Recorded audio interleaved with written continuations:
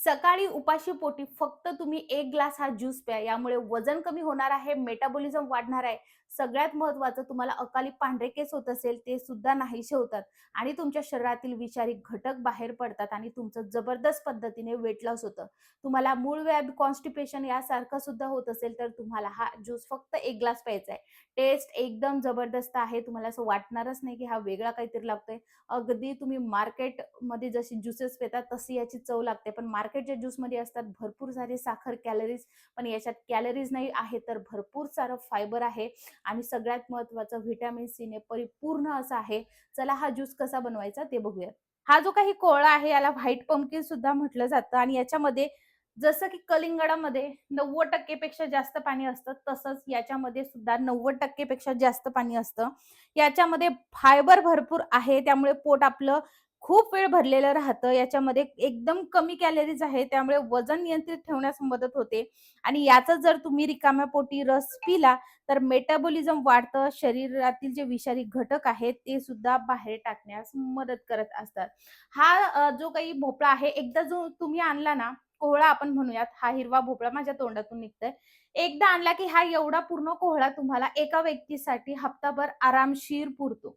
ठीक आहे ना. त्यामुळे तुम्ही एकदाच बाजारातून घेऊन या, पण हा तुम्हाला कंटिन्यू सलग 1 महिना घ्या. ॲट लीस्ट 15 दिवस तरी घ्या आणि रिझल्ट बघा. अमेझिंग रिझल्ट तुम्हाला मिळणार आहेत. त्यानंतर तुम्ही बघू शकता, या कोहळ्यामध्ये जे आहेत कॅलरीज कमी असल्यामुळं आपल्याला ना कितीही आपण हा पिऊ शकतो. मग सगळ्यात महत्त्वाचं ज्यांना मूळव्याध आणि कॉन्स्टिपेशनचा त्रास आहे, याच्यामध्ये फायबर जास्त आहे. त्यामुळे त्यांनी आवर्जून उपाशी पोटी ब्रेकफास्टच्या टाईमला याचा रस घ्यायचा आहे. या पिण्याचा उत्तम मार्ग म्हणजे हा ज्यूस करूनच प्यायचा आहे आणि हा उपाशी पोटीच प्यायचा. तेव्हा तुम्हाला जबरदस्त अशा याचा रिझल्ट मिळेल. म्हणजे याच्यामध्ये फायबर जास्त असतं आणि त्यामुळे जी आपली अतिरिक्त चरबी असते ना, ती जमा होत नाही. तर आता तुम्ही बघू शकता, मी इकडे पूर्ण कोहळा जो आहे अशा पद्धतीने या एअरटाईट कंटेनरमध्ये ठेवला आणि मावत नव्हता म्हणून काही याच्यामध्ये ठेवलं आणि याच्यातून रोज असे थोडं-थोडं काढून आपण हे बनवत असतो. तर चला आता मी तुम्हाला सांगते, की याचा ज्यूस तुम्ही अजून वेगळ्या पद्धतीने कसा बनवू शकता. तर हा कोहळा जो आहे तो आपल्याला घ्यायचा आहे. आता एका व्यक्तीसाठीचं प्रमाण मी सांगणार आहे. त्यामुळे त्या हिशोबाने तुम्ही प्रमाण कमी जास्त करू शकता. आता मिक्सरचं भांडं घेतलं आहे. आता कोहळ्यामध्ये भरपूर पाणी असतं, त्यामुळे आपल्याला जास्त कोहळा घ्यायची गरज नाही. आता तुम्ही क्यूबची साईज बघा किती केलेली आहे मी. 4 ते 5 क्यूब सफिशियंट होऊन जातात, कारण यामध्ये आपण बाकीच्या गोष्टी सुद्धा टाकणार आहोत. तर कोहळा टाकल्यानंतर आपल्याला घ्यायचा आहे एक आवळा. आता बघा तुमच्याकडे आवळा नसेल, तर आवळाच्या ऐवजी तुम्ही जे आहे आवळा पावडर सुद्धा घेऊ शकता किंवा हे स्किप सुद्धा करू शकता. कोवळाच हा खूप खूप लाभदायक असतो. तुम्हाला माहितीच आहे आवळ्यामध्ये व्हिटॅमिन सी असतं आणि आवळा खाणं हे खरंच खूप आरोग्यासाठी चांगलं आहे. यामुळे आपले जे अकाली पांढरे झालेले केस आहेत, ते सुद्धा काळे होण्यास मदत होते. त्याचबरोबर आवळ्यामुळे खूप सगळ्या गोष्टी ज्या आहेत, त्या आपल्याला फायदेशीर ठरतात. तर त्यामुळे रोज-रोज कोहळ्यामध्ये आवळा सुद्धा टाकायचा नाही. आवळ्याचं अतिप्रमाण झालं तर तुमचे केस पांढरे सुद्धा होतात. कोणत्याही गोष्टीचं अतिप्रमाण आपल्याला करायचं नाही.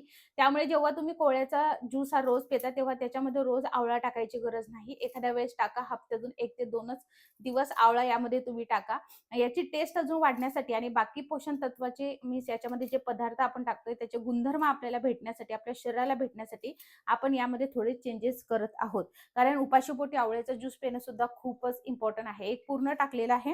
हे बघा मी आता साइडला केलेली आहे. याची जी टेस्ट आहे, ते अजून छान होण्यासाठी आपण यामध्ये अजून काही पदार्थ टाकणार आहोत. ते टोटली तुम्ही स्किप करू शकता आणि मी तुम्हाला जो कोहळ्याचा ज्यूस सांगितला आहे, की तुम्ही पाणी टाका आणि डायरेक्ट कोहळ्याचा तसा पिला तरीही चालणार आहे. पण आपल्याला असं होतं ना, की कधी-कधी आपल्याला ज्यूस प्यायचा असतो, तर तुम्ही मधल्या वेळेस सुद्धा या पद्धतीने कोहळ्याचा अशा पद्धतीने ज्यूस करून पिऊ शकता. आता मी इकडे लिंबाचा रस टाकते, थोडाच टाकते, जास्त टाकत नाही. कारण आवळा सुद्धा हा आंबट असतो. म्हणून मी जास्त याच्यामध्ये लिंबू पिळलेलं नाही आहे. आता घ्यायच्यात पुदिन्याची पानं. पुदिन्याची पानं आपण यासाठीच टाकली, की याची टेस्ट चांगली व्हावी म्हणून. बाकी काही याचा हे नाहीये. या गोष्टीची तुम्हाला काळजी घ्यायची आहे. तुम्ही बघू शकता आपण यामध्ये टाकून घेतलेलं आहे आणि आता यामध्ये आपण पाणी टाकणार आहोत. तर तुम्ही इकडे बघू शकता मी हा ग्लास भरून घेतलेला आहे आणि हा 1 ग्लास पाणी यामध्ये मी टाकते आहे. यामध्ये काळं मीठ, काळी मिरी टाकायची तुम्हाला असेल तर तुम्ही टाकू शकता. ज्यांना कोणाला लो बीपीचा त्रास आहे ते टाकू शकता. आता झाकण लावून आपण हे काढून घेऊया. आता तुम्ही बघू शकता आपण हे फिरून घेतलेलं आहे आता आपण हे गाळून घेणार आहोत. तुम्ही हा व्हिडिओ कोणत्या गावातून किंवा शहरातून बघत आहात हे मला कमेंट करून नक्की सांगा. म्हणजे मला सुद्धा तुमचे आभार मानता येतील आणि मला सुद्धा कळेल की आपला हा व्हिडिओ कुठपर्यंत पोहोचला. तुम्ही Facebookवर बघत असणार तर फॉलो करा आणि YouTubeवर बघत असणार तर नक्की सबस्क्राईब करा.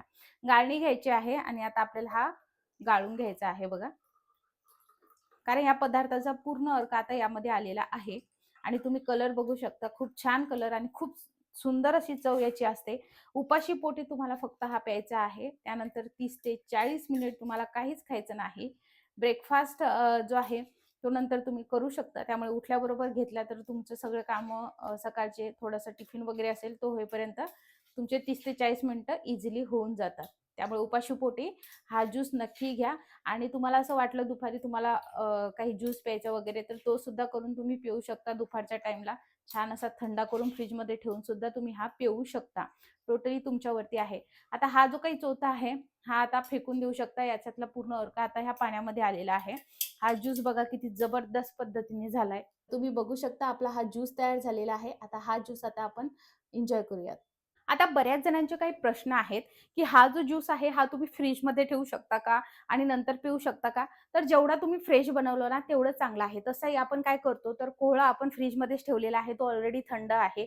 त्यामुळे पुदिन्याची पानं, लिंबू हे फ्रिजमध्येच असतं. ते ऑलरेडी थंड आहे. तुम्ही थंड पाणी याच्यामध्ये वापरू शकता. सकाळी जर पित असणार तर रूम टेम्परेचरवरचा किंवा माठातल्या पाण्याचा वापर करा. दुपारी तुम्हाला ॲज अ ज्यूस म्हणून हे प्यायचं असेल तर मग तुम्ही फ्रिजमधलं पाणी यूज करू शकता. पण सकाळी जे आहे ते नॉर्मल टेम्परेचरवरचं, रूम टेम्परेचरवरचंच पाणी तुम्हाला हे करायचं आहे. त्यानंतर हा बनवायला किती सोप्पा आहे तुम्ही बघितला आहे. हा प्यायचा कसा सिप-सिप करून प्या. आता बघा जेव्हा तुम्ही हा कोवळ्याचा रस पिता, एक वेळ तुम्ही वेट लॉसची जी पावडर आहे ती सकाळच्या टाईमची बंद केली तरीही चालेल आणि त्याच्याऐवजी फक्त हा कोवळ्याचा रस घेतला तरी चालेल. वेट लॉसची पावडर ही रात्री झोपण्याच्या आधी तुम्ही कंटिन्यू ती ठेवा आणि या पद्धतीने घ्या. जबरदस्त अमेझिंग रिझल्ट येतो. चला आता मी सुद्धा हे घेते आणि तुम्हाला तुमच्यासमोर दाखवते की किती भारी टेस्ट आहे याची. एक नंबर टेस्ट आहे मंडळी.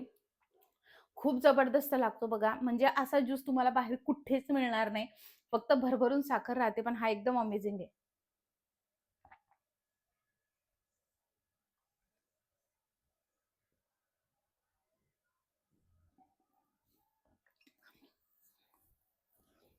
बघितलं तुम्ही किती सुंदर टेस्ट लागली याची. खूप जबरदस्त टेस्ट लागली. कोणीही हे घेऊ शकता. आवर्जून घ्या आणि ज्यांचं कोणाचं पोट ढेरी खूप जास्त आहे, अशांनी तर हा कोळ्याचा रस प्याच. कारण मला माहिती आहे जेवायला बसता येत नाही, उठता बसताना त्रास होतो. खूप सगळ्या गोष्टी आहेत आणि पोट म्हणजे आपलं व्हिज्युअल फॅट असतं आणि हे व्हिज्युअल फॅट वाढणं हे खूप घातक असतं. त्यामुळे हे व्हिज्युअल फॅट जेवढं कमी करता येईल तेवढं ट्राय करायचं. त्यासाठी जर प्रॉपर एक्सरसाइजच करत असतात, टाईम नसेल तर ह्या हेल्दी गोष्टी ट्राय करणं खरंच खूप गरजेचे आहे. व्हिडिओ आवडल्यास लाईक करा, फॉलो करा आणि हो, सबस्क्राईब नक्की करा. भेटूयात लवकरच पुढच्या व्हिडिओमध्ये. काही समस्या असेल तुम्हाला या रिलेटेड मला कमेंटमध्ये नक्की विचारू शकता. चलो बाय.